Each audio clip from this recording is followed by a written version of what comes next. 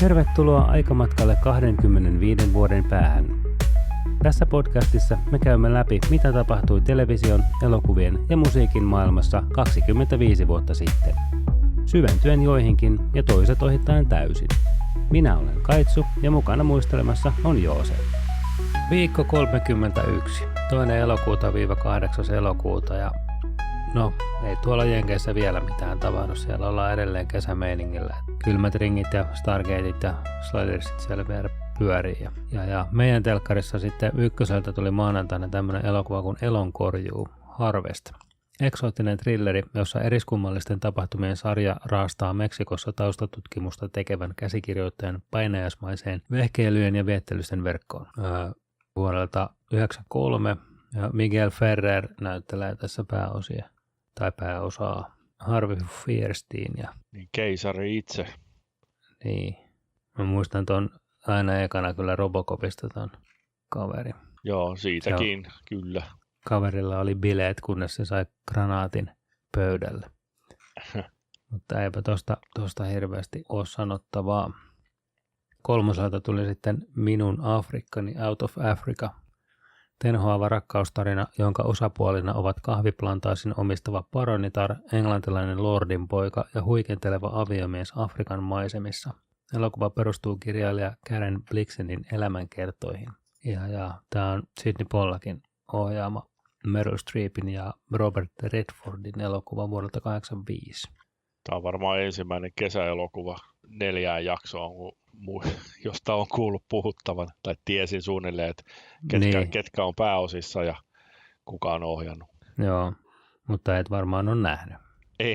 Ei, sehän olisi se olisi vähän liikaa. Joo, ei taida olla ihan meidän leffajuttuja nämä tämmöiset. No, sitten seuraavana päivänä tiistaina tuli taas viikon western Lännen kieroin kaveri. There was a crooked man. Lännen komedia vankilaan joutuneesta huijarista, joka pakomielessään mittelee älyään uudistushaluisen vankilan johtajan kanssa. Henry Fonda Kirk Douglas. Ja tämä on vuodelta 70. Siellä on muun muassa myös Burgess Meredith, eli Batmanin pingviini ja Rockin manageri, traineri, mikä se nyt sitten oli se Mickey. Joo. Mutta eipä ole tuotakaan länkkäriä tullut nähtyä. Mutta sitten neloselta tuli tämmöinen Morrisonien murhat, The Morrison Murders. Tositapahtumista aiheensa saanut jännityselokuva. 18-vuotias Luke Morrison saapuu kotiinsa ja löytää kauhuissaan äitinsä, isänsä ja nuoremman veljensä kuolleina. Paikalle hälytetään myös vanhempi veli Walker. Järkyttyneet veljekset alkavat suunnitella hautajaisia. John Corbett on se Walker ja tommonen kaveri kuin Jonathan Scarf on se Luke. TV-elokuva. Ei hirveästi ei ole hirveästi mitään sanottavaa taas tästäkään. Joo, kesä- ja TV-elokuvat. Flavor of the Summer. Sitten tuli vielä Rakkautta ja anarkiaa-sarjan elokuva Arizona Dream. Elokuva nuoresta uneksiasta, joka matkaa ystävänsä kanssa Arizonaan ja amerikkalaisten sielun maisemaan. Johnny Deppin ja Jerry Lewisin ja Faye Dunaway tähdittämä elokuva vuodelta 1993. Tässä on tullut vastaan muutamia semmoisia Johnny Depp-elokuvia, mistä mä en ikinä kuullutkaan, niin kuin tämä on yksi niistä. Joo, ei. Mulla meni meni sekoitin sen tuohon Racing Arizonaan, tämä Nicolas Cage-leffa. Joo. Niin ei ole kyllä tästä kuullut mitään. Eikä tullut nähtyäkään. Keskiviikkona tuli ykköseltä sitten Streets of Fire, liekehtivät kadut. Rikollisjengi kaappaa naisrock-tähden ja saa peränsä tähden entisen poikaystävän ja tämän ronskin naiskumppanin. Pääosissa Michael Paré, Diane Lane, Rick Moranis. Sitten täällä on muun muassa Willem Dafoe, Bill Paxton ja jostain syystä kuvassa näkyy toi Cory, mikä sen nimi on? Feldman, joo.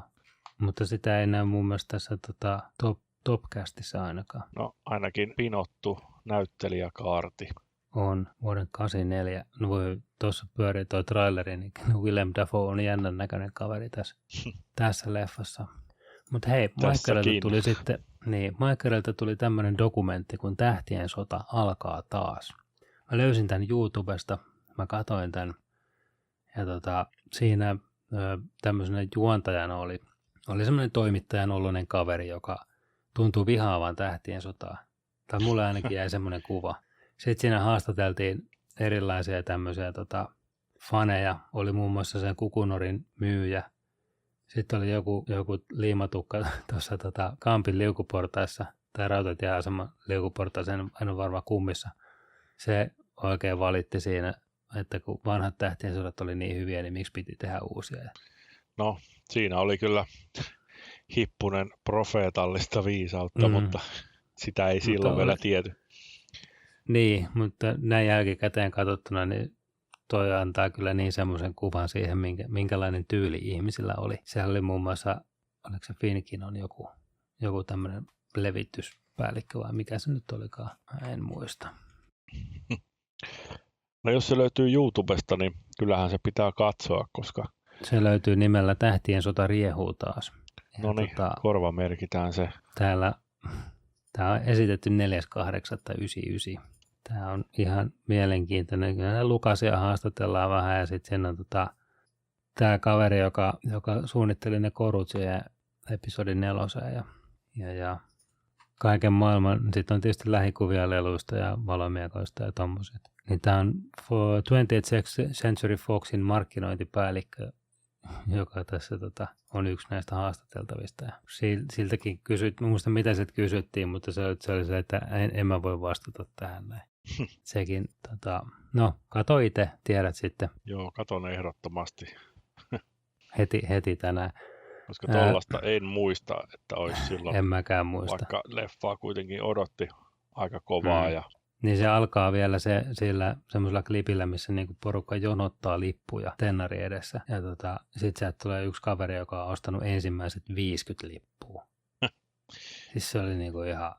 No jos ne on maksanut sen 35 markkaa kappale, niin 7 euroa. Niin ja tässä mehän ollaan aikaisemminkin mainittu jossakin jaksossa tai sivuttu sitä aihetta, että silloin kun Meet Joe Black pyöri leffateattereissa Amerikoissa, niin fanit osti lipun vain nähdäkseen episodi 1 trailerin, jonka jälkeen he sitten poistuivat salista. En usko, että nykyään enää löytyy Suomessakaan hirveän montaa joka leirittäytyy tennispalatsin edustalle odottamaan jonkun leffan lippujen tulevista myyntiin. Niin kuin ei niitä enää sillä tavalla. Joo. No, sitten Michaelilta tuli vielä illalla tämmöinen leffa kuin Fires Within. Miamiin sijoittuva tunnekylläinen kertomus kuubalaispakolaisten saapumisesta perheensä luo, mutta vaimo onkin jo ehtinyt löytää onnensa muualta. Ja Jimmy Smith on pääosissa ja Vincent D'Onofrio taitaa olla sitten tämä muualta löydetty onni, jos nyt näin arvutellaan. Tämä on 91 vuoden draamatrilleri ja täällä on, kun katsoo näitä näyttelijöitä, niin täältä löytyy tämmöinen kaveri kuin Earl Hindman, joka tunnetaan parhaiten Kotikuntoon sarjan naapurina, jonka kasvot on aina aidan takana piilossa. Niin, joka tunnetaan tietämättä, että tunnetaan. Niin, ehkä ei sitten kannata katsoa, jos ei halua tietää, miltä se kaveri oikeasti näyttää. Jos haluaa lapsuusmuistoja vaalia. No, torstaina tuli sitten ykköseltä tämmöinen leffa kuin Empire Records, menoa ja musaa. Vauhdikas musiikin täytteinen päivä levykaupassa, jota omistaja yrittää epätoivoisesti pelastaa suuryrityksen valtaussuunnitelmilta. Ja tämän leffan mä katoin sitten ihan vaan tätä jaksoa varten ja Anthony LaPaglia näyttelee tätä levykaupan omistajaa. Ja siellä on sitten monia nuoria töissä ja siinä on semmoinen tilanne, että tämmöinen iso monikansallinen, tai en tiedä monikansallinen, mutta tämmöinen isompi ketju haluaa ostaa tämän yksityisen liikkeen ja sitten yhdelle kaverille annetaan vastuu sulkea illalla niin kuin kauppa ja viedä rahat pankkiin. Ja sitten se päättääkin mennä uhkapelaamaan niillä rahoilla ja ajatteli sillä tavalla pelastaa sen levykaupan. Ja sitten se totta kai hävii ne rahat ja sitten se viimeinen päivä on siinä just se millä No, ne on silleen, että missä ne rahat on ja kuka ne rahat vei. Tämä nyt tuntuu vähän hassulta selittää. Täällä on mielenkiintoinen näkemys tuohon Ysäri-puoleen väliin. Täällä on kuitenkin Robin Tunney ja Renee Zellweger ja Liv Tyler näinä myyjinä siellä kaupassa. Ja sitten sinne tulee vieraaksi semmoinen levyartisti, niin kuin periaatteessa paikallinen Danny, Rex Manning, jota näyttelee Maxwell Caulfield. Ja tämä Rex Manning on jotenkin semmoinen kulttihahmo tuossa, että jengi viettää Rex Manning-päivää huhtikuussa. En muista mikä tarkalleen ootas. Rex Manning-päivää vietetään huhtikuun 8. päivä. Okay. Ihan vaan niin kuin sen takia, koska se on tässä. Tämä tapahtuu periaatteessa niin kuin sinä päivänä ja se on tuolla vieraana ja sitten Debbie Mazar näyttelee sen manageria siinä. Ja sitten siellä on kaiken maailman tämmöisiä ongelmia niiden ihmisten välillä ja pieni tommonen myymälävaras, joka väittää nimeksensä Warren Betty. Just semmoinen 13-vuotias murrosikäisenä huuteleva. Sitten se tulee sen aseen kanssa jossain vaiheessa ja uhkaa ampua kaikkia. Se on ihan hämärä. Siis ensimmäinen puolet siitä leffasta on vähän semmoista niinku sekoilua mun mielestä. Ja sitten vasta se jälkipuolisko on semmoinen järkevä leffa. Mutta tämä on kulttimainen sen noussut tämmöinen komedia-leffa. Joo. On nimi tästäkin, että nimi, premissi ja näyttelijäkaarti osittain ennestään tuttua, mutta pitäisi katsoa, jos suosittelet. Kyllä suosittelen aina kulttielokuvia. Kyllä toi oli ihan sen katsomisen arvoinen, että heti vaan jos jostain löytää. Mulla se oli DVD:llä joskus, mutta se on tainnut tulla myytyä pois. Vai onko? Ja se löytyy, se on piileskelemässä jossain. Se voi olla, että se on tuolla pohjalla. Joo. No, sitten 4 tuli tämmöinen TV-sarja, minkä kuvaus kuuluu näin. Kovaa peliä Deepwaterissa. Uusi sarja. Pääosissa Beau Bridges, Liz Vassy, suluissa teho-osasto. Twin Peaksin kaltainen sarja Maximum Bob on erittäin oikeistolainen konservatiivinen tuomari Floridassa. Niin, siis Twin Peaksin kaltainen sarja, piste. Maximum Bob on erittäin oikeistolainen konservatiivinen tuomari Floridassa, jolla on vaimokseen psyykkinen entinen meren... Mitä vittua? Onko mä kääntänyt tai jostain? Tämä on varmaan tekoäly. Joo, tekoälykäännös. Tai ei, siis ei tekoäly, vaan tämä Google-käännös. Sheriff on leski, joka tanssii salitanssissa. Julkinen puolustaja on sylki tuli Miami. Joo, annetaan olla. Mä en lue mutta joo, tää on tämmönen 8 jakson mittainen TV-sarja Maximum Bob. Ja voit arvata, että minkä takia se oli vaan 8.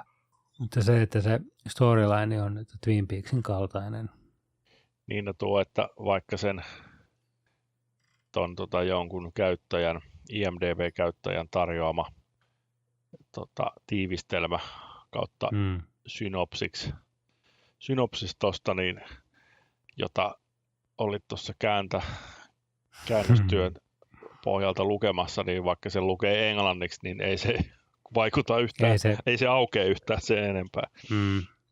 Kyllä, mutta sitä niin kuin tuon lehden ohjelmatiedoissa mainostettiin tällä niin kuin kovaa peliä Deepwaterissa uusi sarja, pääosissa Beau Bridges, Liz Vassy, teho-osasto. Niin kuin se teho-osasto olisi jotenkin merkittävä tekijä siinä, että tämä henkilö on näytellyt teho-osastossa. Pitää tiputella ihmisille jotain, mitä he mahdollisesti saattaisivat tietää. Missäkään roolissa tämä on ollut teho-osastossa sitten? Tutkitaanpas hetkinen. Se oli kuitenkin pitkän linjan suosittu sarja Suomessakin. Niin. Oli. Mä muistan, mä itsekin katsoin sitä silloin niin kuin sen alkuaikana. Se on ollut 4 sarjassa vuonna 1994, ei kun jaksossa, hei kamaan. Niin kun tuo on aina hauskaa, että vaikka se myyntipuheena niin kun tietyssä mielessä saattaa upota vaikkapa tuotantoyhtiöihin, jossa mainostat, että hei, mä oon näyttelijä, joka on ollut tossa produktiossa, mutta sitten jos miettii katsojan näkökulmasta, niin näyttelijöidenhän työ kuitenkin on muuntautua eri rooleihin, ja musta vähän tuntuu, että aika iso osa näyttelijöistä haluaa nimenomaan myös näytellä ja eläytyä mahdollisimman erilaisiin rooleihin, joten se, että jos sä mainostat jossain elokuvan takakannessa tyypin olleen niin kuin tossa ja tossa elokuvassa, niin mun mielestä sen perusteella, tai se ei pitäisi olla mikään myyntivaltti, koska jos se on osaava näyttelijä, niin sehän hoitaa roolin kuin roolin mitä erilaisimmissa elokuvissa. Et se ei niin kuin ole sinällään, tai en koe, että se olisi mikään semmoinen laadun tae, että jos siellä tiputellaan jotain nimiä. Niin. Mutta se on taas, ei kyllä tässä. Sellaista on markkinointi. Niin. No 4. torstai-illan päätti sitten, ei tällä kertaa ei muuten enää ollut Russ Meyer-leffa. Tämä on tämmöinen kauhua ja kämppiä tarjoava tieteiselokuva. Avaruudesta tuleva hyytelö uhkaa nielaista pikkukaupunkin, eli The Blob vuodelta 1958. Steve McQueenin leffa, mä tiedän nimeltä, mutta en ole nähnyt. Joo, kyllähän ton tietää kaikki. Niin Skifi-kauhea. Tästähän tehtiin muistaakseni Kasarilla. Joo, Matt Dillon muun muassa. Mä tiedän vaan semmoisen tämmöisen vähän samantyyppisen. Kevin Dillon, anteeksi. Niin, tämmöisen 85 vuoden kauhuleffan kuin The Stuff, missä niin kuin maasta vaan jostain kuplii tämmöistä valkoista mönjää, mitä sitten markkinoidaan uutena jälkiruokana ja semmoista niin kuin jäätelö- ja jogurtin välimuotoa. Ja kun porukka rupeaa syömään sitä, niin sitten ne yrittää saada kaikki syömään sitä. Ja se on tämmöinen mönjä kauhuelokuva, jonka minä muistan nähneeni jostain Skifi-kanavalta silloin aikanaan. Joo.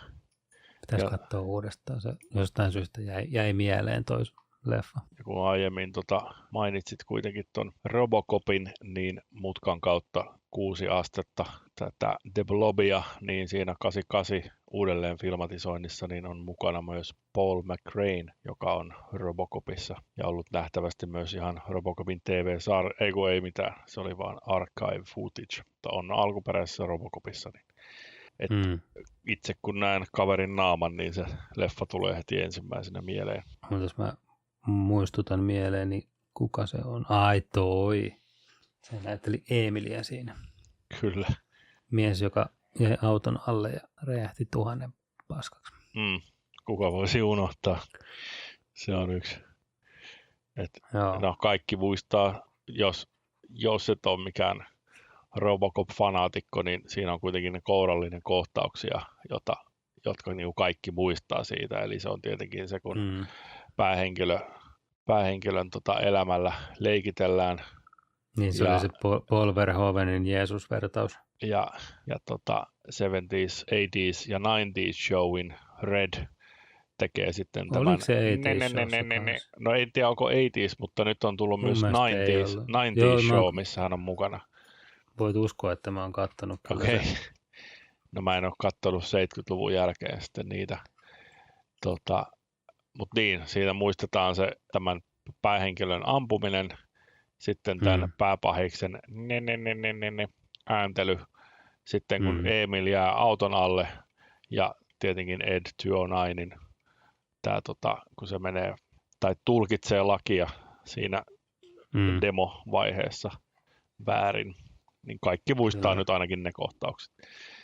Joo, tässä 80s showssa niin Glenn Howertonhan näyttelee sitä pääroolia, eli tämä Always Sunny in Philadelphia. Okei, mitä hittoa. Mutta tällä ei ole mitään tekemistä siis niin kuin muuta kuin, että se on samojen tekijöiden juttu, mutta se ei liity niin kuin henkilöhahmoissa millään tavalla niihin. Okei. 70s Shown porukkaan samalla tavalla kuin 90s Shown jatkaa sitä kahden perheen tarinaa. Okei, no sitten mä oon ollut ihan väärässä uskossa, mutta samat turnerit siellä on tekijöinä. Mutta... Joo, no siinä on ehkä kapitalisoitu sen 70s Shown suosiolla tekemällä. Saanko mä spoilata sulle 90s Showta? Ja joo, kaikki mokaminen usko, että tulen sitä katsomaan hirveästi ainakaan. Tämän uusimman osan, Netflixihän julkaisee sen osissa, niin uusimman osan viimeisen jakson viimeisessä kohtauksessa keittiön seinästä läpi ajaa auto ja sieltä autossa nousee Kevin Smith ja Jason Mewes, mutta ne ei näyttele kuuluisia hahmoja, vaan ne on erilliset hahmot, mutta melkein samannäköiset kuin nämä Silent Bob ja Jay. Noniin, no se kaikki jotenkin nostalgia on voimakas huume. Kyllä, mutta sitten perjantaina TV1 tuli Varkaitten paratiisi, To Catch a Thief. Tämä oli Alfred Hitchcockin elokuva. Aurinkoisella Rivieralla tapahtuva hyväntuulinen ja romanttinen komediatrilleri. Cary Grant esittää parantanutta mestarivarasta, jota epäillään varkaussarjan konnaksi. Siinä on Grace Kelly naispääosissa ja tämmönen Hitchcock-mysteeri, trilleri. Pitäisi katsoa. En sano muuta. Sama. Merkitään listalle katsottavaksi. Sitten kakkoselta tuli kotimainen elokuva Ruskan jälkeen. Vuoden 1974 Edwin Laineen elokuva pohjautuu Kalle Päätalon Koillismaan kirjasarjan päätösromaaniin Mustan lumen talvi. Vuoden 1979 toiseksi katsotuin elokuva. Herää kysymys, mikä oli vuoden 1979 katsotuin elokuva. Tuommoinen. Ei, nämä nimet on, muutama nimi tuot on semmoisia, mitkä jostain turhapuroleffoista kyllä tietää niin kuin nimeltään, mutta plus sitten Matti Pellonpää. Mutta eipä ole hirveästi tullut noita katsottua tuommoisia elokuvia. Juu, ei. Kakkoselta tuli myös tämmöinen leffa kuin Kauhun tyyssi ja Unman, Wittering and Zigo. Kulttijennari poikakoulun uudesta opettajasta, jonka oppilaat ilmoittavat murhanneensa hänen edeltäjänsä. 71. Ja nyt ei ole kyllä yhtään semmoista nimeä, mitä niinku tunnistaisi. Voisikohan johtua siitä, että tämä on brittielokuva todennäköisesti. Vois. No ei tämä kyllä hirveästi kerro tämä. No, IMDb-sivu. Maikkarilta tuli sitten tämmöinen leffa kuin Olemattomia oireita, Checking Out. Musta komedia miehestä, joka kuollakseen pelkää menehtyvänsä samalla tavalla kuin hänen paras ystävänsä. Jeff Danielsin elokuva vuodelta 1988. Ja tämä on komedia mun mielestä. Ehkä jopa sen arvoinen, vaikka Jeff Daniels ei välttämättä ihan täysin komedia näyttelijänä pidä. Tyyliin nuija ja tosi nuija on ainoa tämmöinen, niin kuin, minkä tunnistaa sen komedialeffaksi. Ja tässä on ollut käsikirjoittajana Unkarista kotoisin oleva Joe Zderhas. Joo, miehestä on puhuttu aikaisemminkin. Basic Instinct, Showgirls. Kyllä. Sitten Maikkarilta tuli vielä tämmöinen leffa kuin Kiehuntapisteessä, Boiling Point. Toimintaelokuva, jossa poliisikaksikko on väijytysasemissa napatakseen vankilasta vapautuneet väärennettyjen setelien kauppiaat. Wesley Snipes, Dennis Hopper, 93. Viggo Mortensen näyttää olevan kanssa. Kyllä vain. Jonathan Banks. Joo, se on sen verran pieni toisen profiilikuva, että hyvä jos tunnistaa, sillä kun katsoo tarkkaan, niin tunnistaa, mutta muilla se on vaan aika pitkälti kasvokuva aina. Mutta. Sitten tämän elokuvan, se on toi tyyppi, osan vetää Paul Gleason. Roolinimellä Transaction Man. Joo. Kyllä. Breakfast Clubin rehtori. Kyllä. No, sitten neloselta tuli tämmöinen kuin Minne tie vie, Where the Day Takes You. Elokuva Los Angelesin katulaisten elämästä. Dermot Mulroneyn esittämä nuori kertoo ryöstöjen, tappeluiden ja huumeiden täyttämästä elokuvasta katulaisten arkipäivästä vankilapsykologille. Dermot Mulroneyn esittämä nuori kertoo vankilapsykologille ryöstöjen, tappeluiden ja huumeiden täyttämästä elämästä, eli katulaisten arkipäivästä.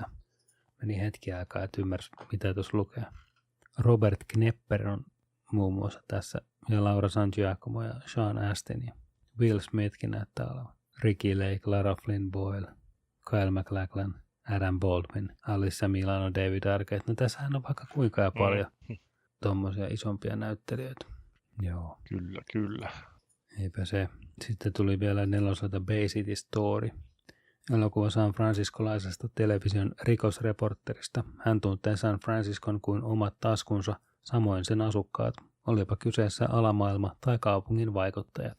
Ohjaajana Alan Smithy, Ja tämä on TV-elokuva vuodelta 1992. Sen verran voi tuosta Alan Smithistä kertoa, että sehän on se nimi, mitä käytetään, kun elokuvan oikea ohjaaja ei halua nimeään leffan lopputeksteihin tai mihinkään muihinkaan tietoihin. Aina kaikki ei halua parrasvaloihin.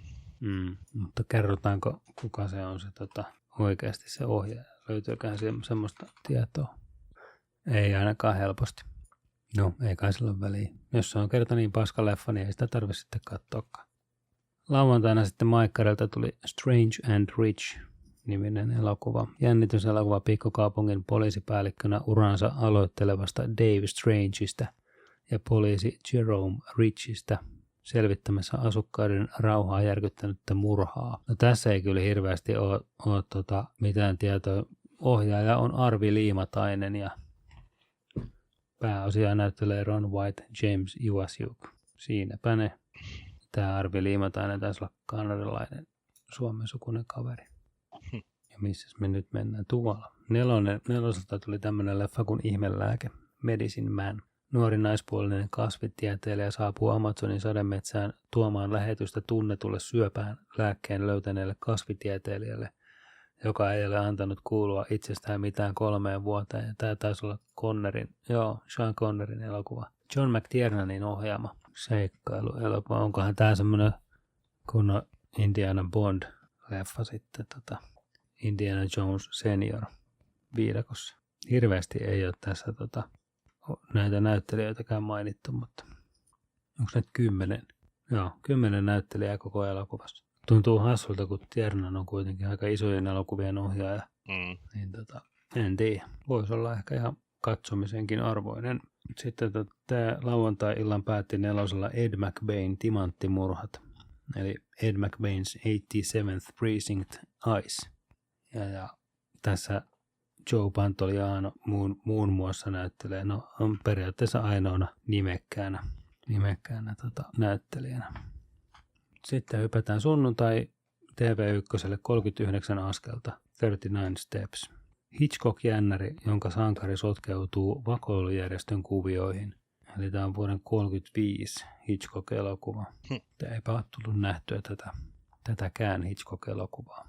Maikkarilta tuli tämmöinen leffa kuin Viimeinen soturi, The Last Great Warrior. Disney-seikkailu intiaanien ja englantilaisten ensikohtaamisesta 1600-luvun uudella mantereella.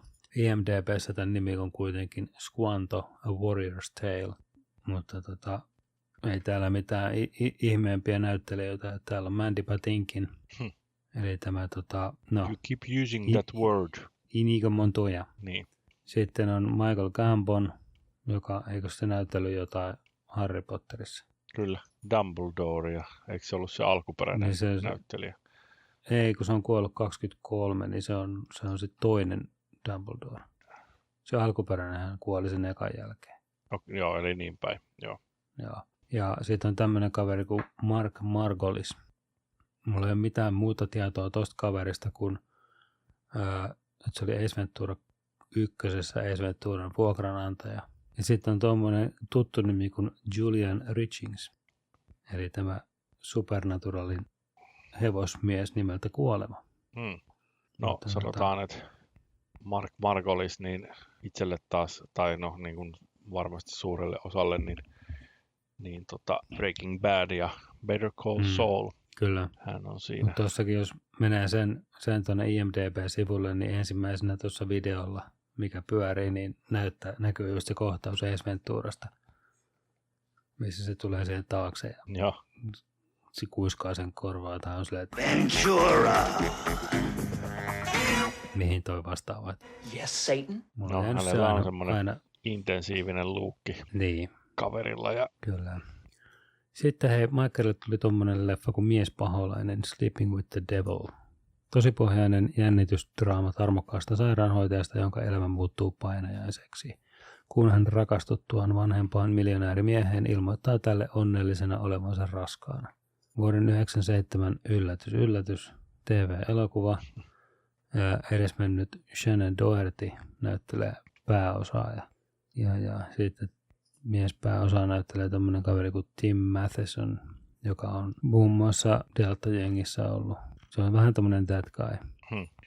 Naaman kun näkee, niin tunnistaa kyllä, mutta ei kyllä varmaan osaa sanoa, että mistä sen tuntee. West Wingissä se on parikymmentä jaksoa ollut ja en muista mistä elokuvista nyt sen lisäksi sen Delta-jengin on.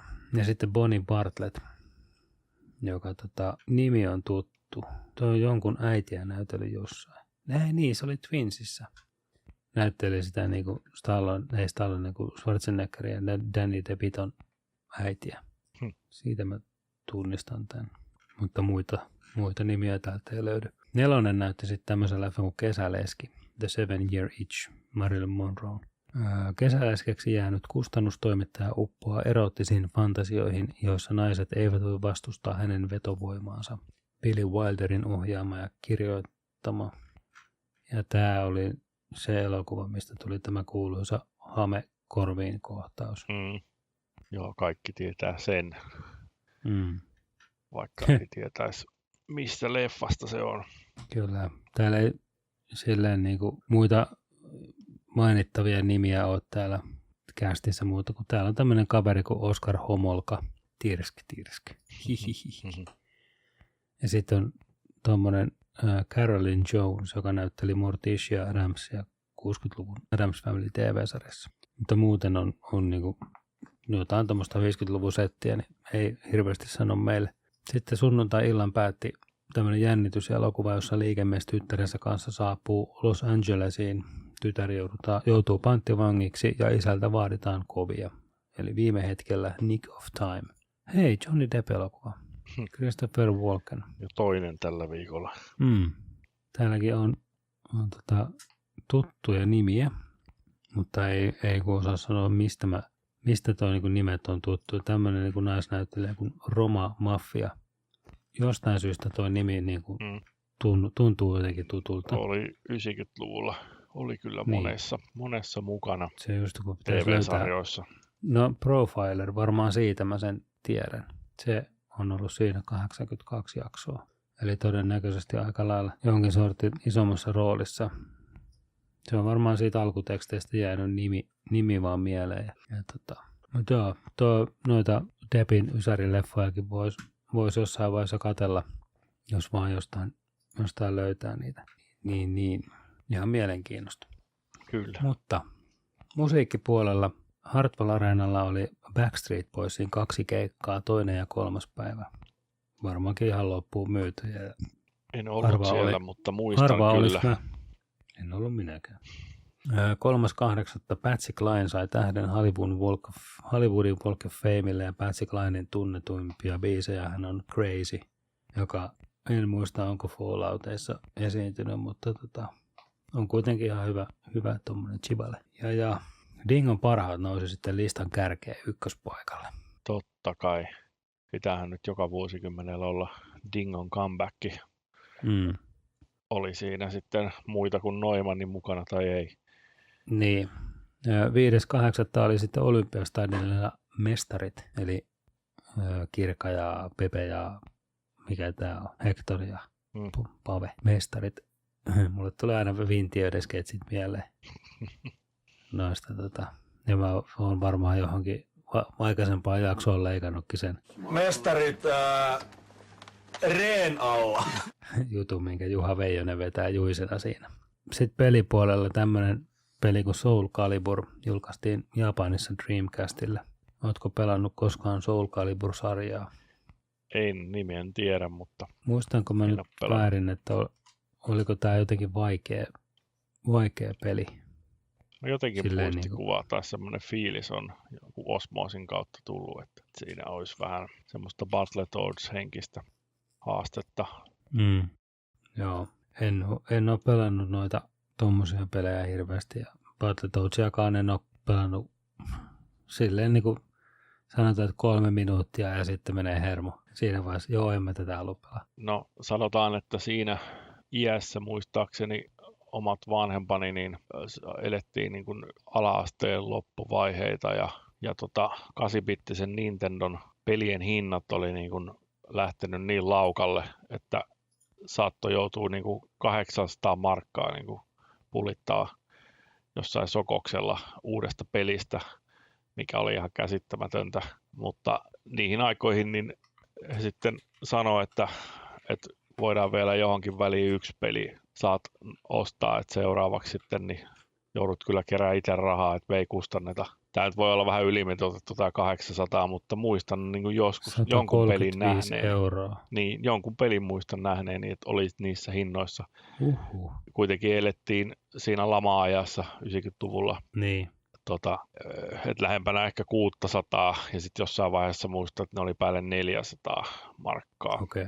Sitten, mutta silloin oli kalleimmillaan ja käytännössä niin kuin mulle annettiin vaihtoehto, että yhden pelin saat niin kuin tässä kuluvan vuoden aikana vielä kinuta. Sen jälkeen sitten joudut miettimään muita rahoitusratkaisuja ja päädyin sitten Battletoadsiin ja sanotaan, että kutosluokkalaisena se, että mä oon kerran sen läpäissyt sen pelin, niin silloin jo jotenkin oli se fiilis, että mikään saavutus videopelien saralla ei niin kuin tule henkilökohtaisella tasolla niin kuin ylittämään sitä, että se oli niin kuin se kulminaatiopiste. Voin sanoa loppuelämäni, että mä oon läpäissyt sen kerran sen pelin. Se riitti. Kyllä. Mullakin on yksi Nintendo-peli ja se oli Disneyland Adventures. Se on ainoa peli, minkä mä oon jaksanut pelaa loppuun asti. Oonhan mä pelannut totta kai Super Mario 1 ja varmaan 2 ja 3, mutta sitten mä oon vähän huijannut silleen niin kuin save stateillä myöhemmin. Näissä emulaattoreissa oli mahdollisuus tallentaa eteneminen. Eikä se Switchilläkään nyt ole poissuljettu. Siellähän pystyy myös tallentaa pelin. Mutta hypätään sitten tuonne Rapakon taakse elokuvateattereihin. Siellä tuli tämmöinen 5 leffan setti. Ensimmäisenä Rautajätti, The Iron Giant, animaatio. Ja ootko nähnyt tätä leffaa? Se pitäisi katsoa. Se on aika kultti tai hyvin niin kuin tämmöinen arvostettu elokuva ihan niin kuin käsikirjoituksen eheyden tasolla. Ja semmoinen, että klassinen elokuva, mutta en ole nähnyt. Joo, ei kuulu munkaan katsottujen listalle. Jostain syystä mua häiritsee se visuaalinen puoli siinä. Ja se on niinku pitänyt mut etäällä siitä elokuvasta, että ei ole tullut silleen katsottua koskaan. Sitten tokana leffana tuli tämmönen Kirsten Dunstin ja Michelle Williamsin elokuva kuin Dick, mikä kertoo 2 likasta, jotka vähän harhailee valkoisessa talossa ja törmää sitten Richard Nixonin Watergate-skandaalin aikana ja niistä tulee sitten sen Top Secret Advisors ja Dan Hedaya näyttelee Richard Nixonia tässä leffassa. The Butabi Brothers isä. No siellä on Will Ferrell. No katos. Ja Jim Brewerkin näyttää. Tässä on itse asiassa Harry Sheareri löytyy. Ja Joo. Ja sitten Anna Gasteyer, Saul Rubinek. Ryan Reynolds. Joo. Toi meni muuten nyt katsontalistalle sitten saman tien. Täytyy katsoa. No. Ja mulla on jäänyt tää kansikuva, tai niinku juliste mieleen. Ja että 2 päänäyttelijää ja nimi ja premissi. Mutta pitää kyllä katsoa. Täytyy katsoa, jos vaikka viikonloppuna ensinnäkin pitää löytää se jostain ja sen jälkeen vasta katsoa, että koska ehtii katsoa. Joo. Mä en tiedä, uskallanko mä googlettaa. No se on Pressan tytöt nimellä Suomessa, mutta sitä ei ole. Täytyy katsoa, jos löytää DVD jostain päin maailmaa. Jos ei sitten tuolta, no senhän voi laittaa VPN päälle ja katsoa Amerikan jutuista, vuokrata. Microsoftilla $4. Eli sitten otetaan suunnitelma B. Sitten sieltä tuli tämmöinenkin leffa kuin Thomas Crown Affair, mistä oli puhetta tuon Entrapmentin kohdalla, että on ihan sama premissi tässä ja siinä. Kyllä. Ja vielä molemmissa on tämä James Bondi näyttelijä pääosissa, niin toikin täytyy laittaa katsontalistalle. Nyt on jo 3 leffaa. Toi pitäisi katsoa.